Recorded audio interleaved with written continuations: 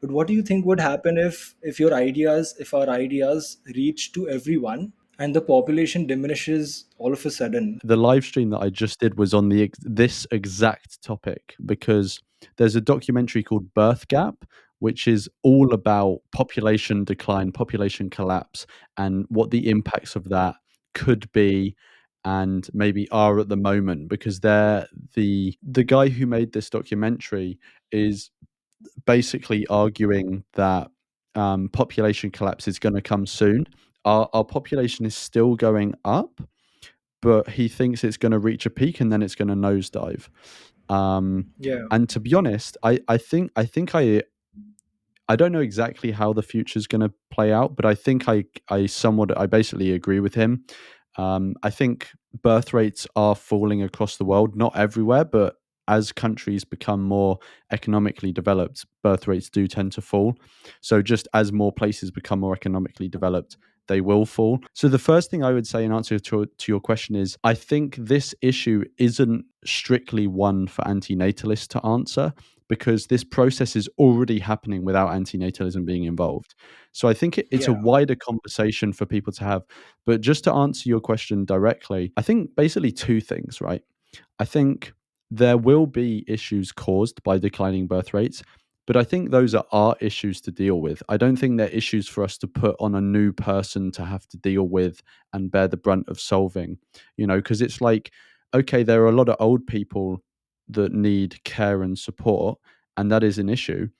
But why should we create a new person who's going to be a wage slave, basically, to have to deal with that problem? It's not their problem until absolutely we create them. true.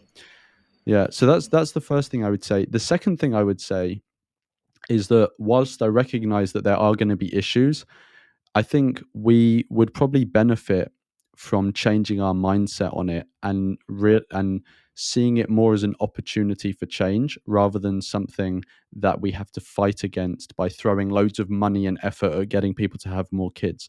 Because a lot of countries and governments are already putting in pronatalist policies to give people who have kids money, give them tax breaks, give them support, and none of them seem to be working. And so what that tells me is that that approach to the issue, at least so far, is a failing battle. They're going to lose that battle. And so it As in, seems they like are a more trying everything to get the population back, but it's not happening. Is that what you mean? Yeah, exactly, exactly. And this is being seen a lot in Japan and South Korea. And I think what that tells me is that a more mature and maybe even successful approach is going to be to embrace population and birth rate decline, and basically take the approach of like, okay, well, the population is declining. How do we work with this so that the outcome is a smaller population with a higher quality of life and standard of living? Because at the moment, people are saying that's a problem and we need to resist it. But that doesn't seem to be working as an approach so far, anyway. What a better approach seems, let's embrace this and try and use it so that there's a better outcome in the end. So that would be my answer to your question, if that answers your question.